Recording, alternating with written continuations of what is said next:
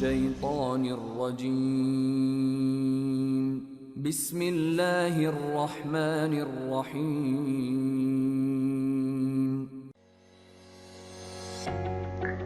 Assalamualaikum warahmatullahi wabarakatuh. Selamat pagi anak-anakku. Apa kabar kalian semua?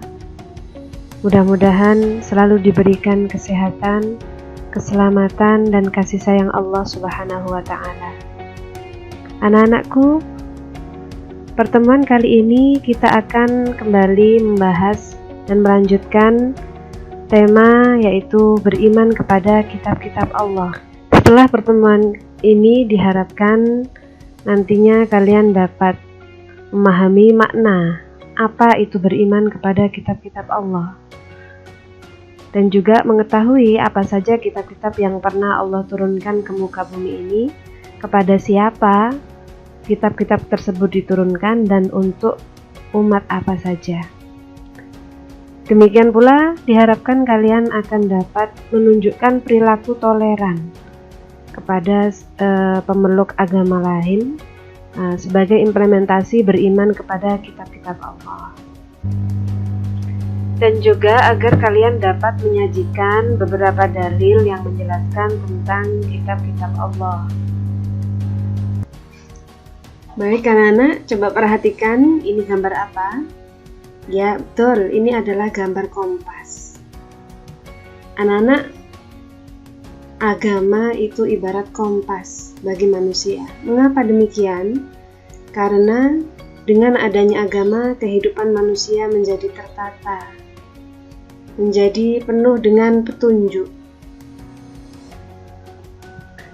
Kita sebagai orang Islam harus meyakini dengan sepenuh hati bahwa Allah Subhanahu wa Ta'ala telah menurunkan 4 kitab ke dunia ini, yang disebut dengan kitab samawi. Jadi kitab-kitab yang pernah diturunkan oleh Allah Subhanahu wa Ta'ala. Apa saja kitab-kitab itu? Yang pertama ini saya urutkan dari tahun turunnya. Jadi awal turunnya itu kitab Taurat, kemudian kitab Zabur, kitab Injil, dan terakhir adalah kitab Al-Quran. Sebagai umat Islam, kita wajib hukumnya meyakini bahwa Allah telah menurunkan 4 kitab tersebut untuk petunjuk bagi manusia. Ya, mari kita perhatikan bersama. Berikut adalah ayat yang menjelaskan perintah beriman kepada kitab-kitab Allah yang terdapat dalam Al-Quran surat Al-Ma'idah ayat 136. A'udzu billahi minasy syaithanir rajim. Bismillahirrahmanirrahim. Ya ayyuhalladzina aminu billahi wa rasulihi wal kitabil ladzi nazzala ala rasulihi والكتاب الذي نزل على رسوله والكتاب الذي أنزل من قبل ومن يكفر بالله وملائكته وكتبه ورسله واليوم الآخر فقد ضل ضلالا بعيدا. Wahai orang-orang yang beriman, tetaplah beriman kepada Allah dan Rasul-Nya, dan kepada kitab-kitab yang Allah turunkan kepada Rasul-Nya, serta kitab yang Allah turunkan sebelumnya. Dari yang saya garis bawah ini, ya, kepada kitab yang Allah turunkan kepada Rasul-Nya. Ini yang dimaksud adalah Al-Quran.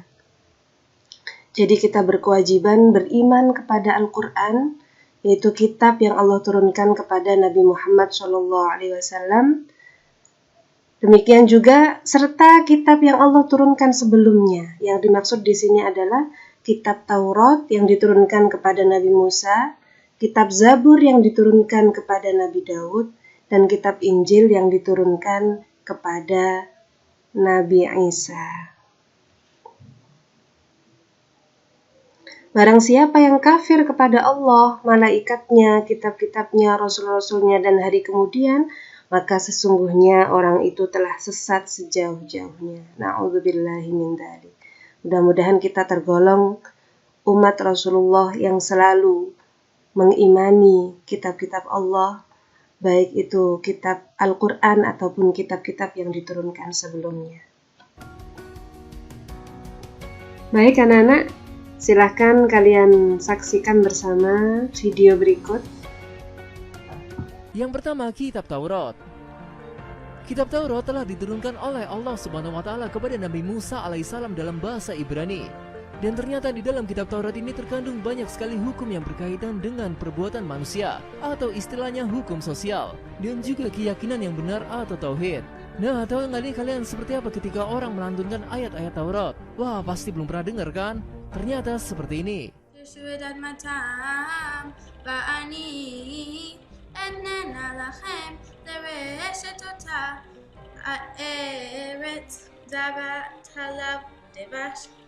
אני אדוני אלוהיכם אשר הבדלתי אתכם מן העמים והבדלתם בין הבהמה הטהורה לטמאה ובין העוף הטמא לטהור. Yang kedua, kitab Zabur. Ternyata kitab Zabur diturunkan oleh Allah SWT kepada Nabi Daud alaihissalam dalam bahasa Kitpi. Nah, berikut nih pelantunan ayat-ayat kitab Zabur. Mismor sir Leom hashabat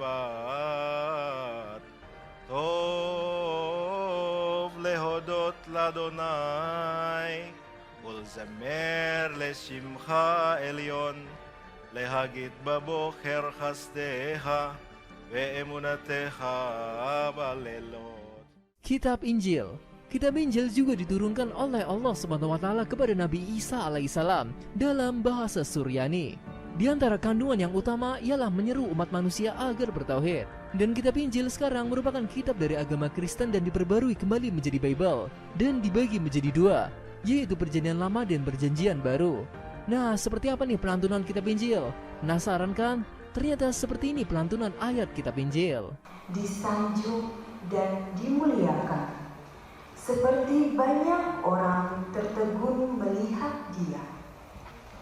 Rupanya begitu buruk, tidak seperti manusia lagi, dan tampaknya tidak seperti anak manusia lagi. سيرة ميلاد يسوع المسيح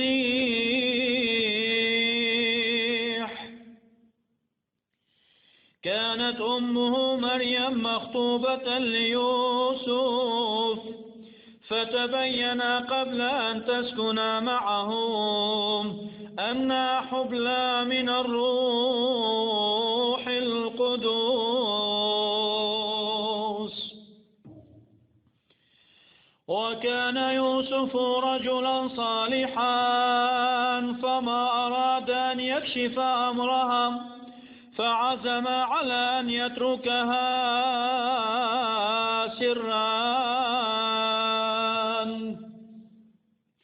وبينما هو يفكر في هذا الأمر ظهر له ملاك الرب في الحلم وقال له. Nah, yang terakhir kitab Al-Quran. Al-Quran adalah kitab yang diturunkan kepada Nabi Muhammad SAW dalam bahasa Arab. Di dalam Al-Quran mengandung hukum-hukum serta peraturan yang lengkap meliputi seluruh aspek kehidupan manusia dan kemakmuran hidup di dunia maupun untuk kebahagiaan hidup di akhirat. Dan uniknya kitab Al-Quran adalah kitab yang terjaga selama lebih dari 1400 tahun.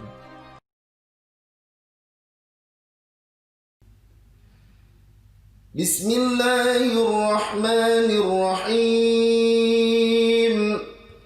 Wadduha wal-laili idza saja ma wadda'aka rabbuka wa ma qala.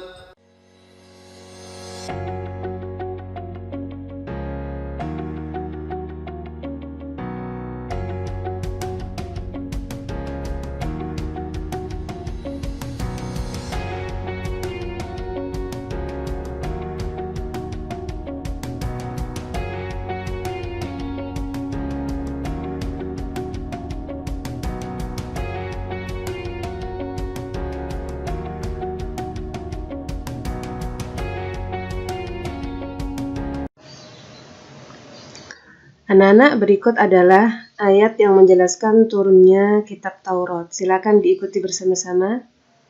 Bismillahirrahmanirrahim. Walaqad atayna Musa al-kitaba la'allahum yahtadun. ولقد آتينا موسى الكتاب لعلهم يهتدون.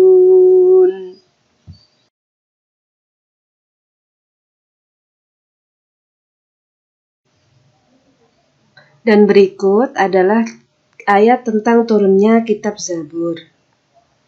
Bismillahirrahmanirrahim.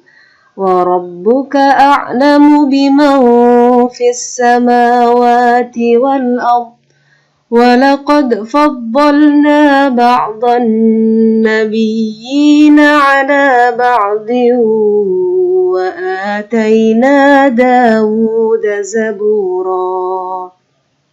Ulangi sekali lagi ya. وَرَبُّكَ أَعْلَمُ بِمَنْ فِي السَّمَاوَاتِ وَالْأَرْضِ وَلَقَدْ فَضَّلْنَا بَعْضَ النَّبِيِّينَ عَلَى بَعْضٍ وَآتَيْنَا دَاوُودَ زَبُورًا. Dan anak-anak, berikut adalah ayat tentang turunnya kitab Injil. Mari diikuti bersama. Bismillahirrahmanirrahim. Qala inni abdullah ataniyal kitaba waj'alani nabiyya.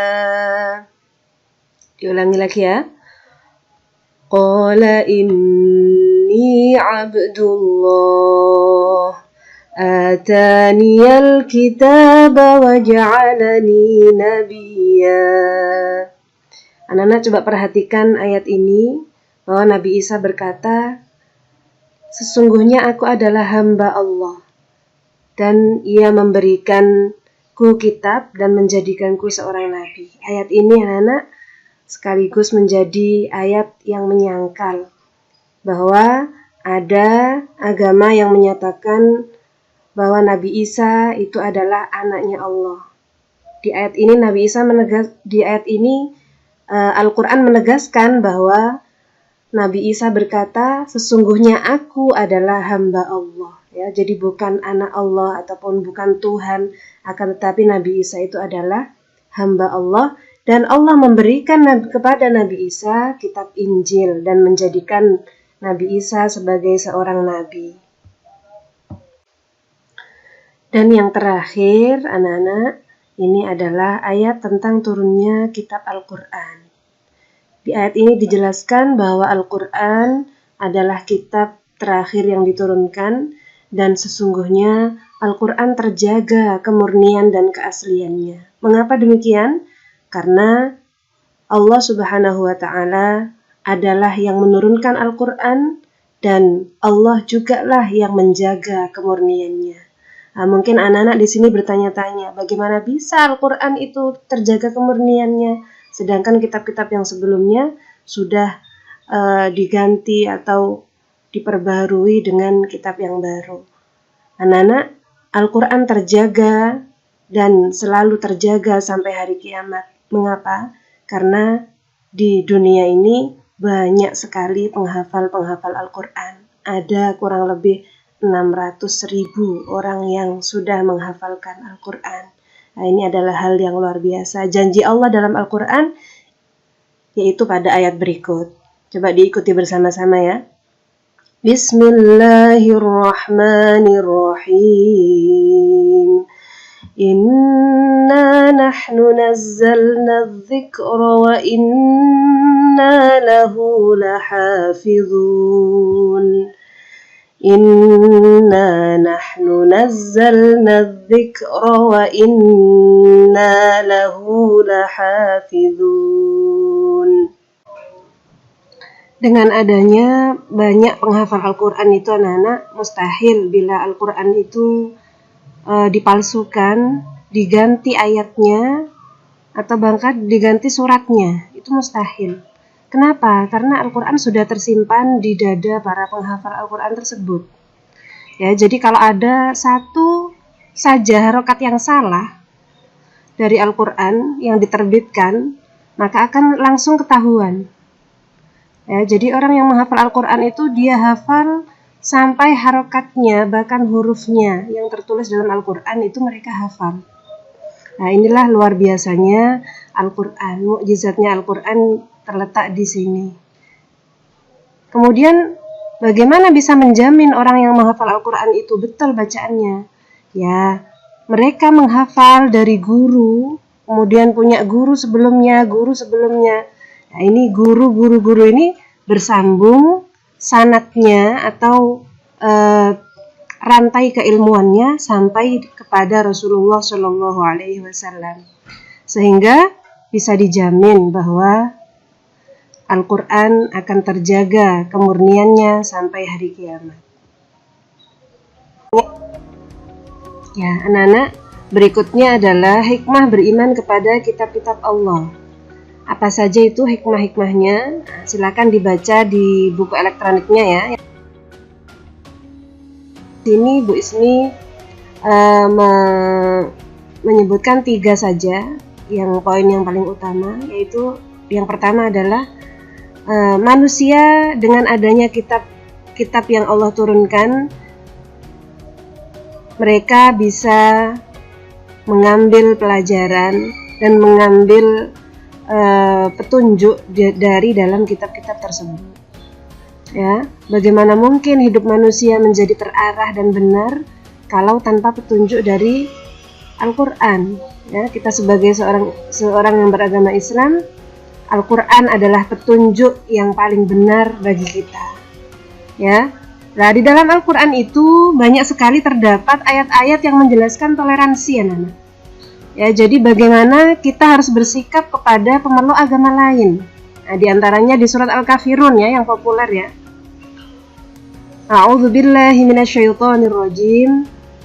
Qul ya ayyuhal kafirun la a'budu ma ta'budun wala antum 'abiduna ma a'bud wala ana 'abidum ma 'abadtum wala antum 'abiduna ma a'bud lakum dinukum waliyadin. Ya, yang artinya secara garis besar adalah kita sebagai orang yang beragama Islam harus selalu teguh dalam mempertahankan keimanan kita. Ya, jadi jangan sampai keimanan kita tergoyah oleh apapun.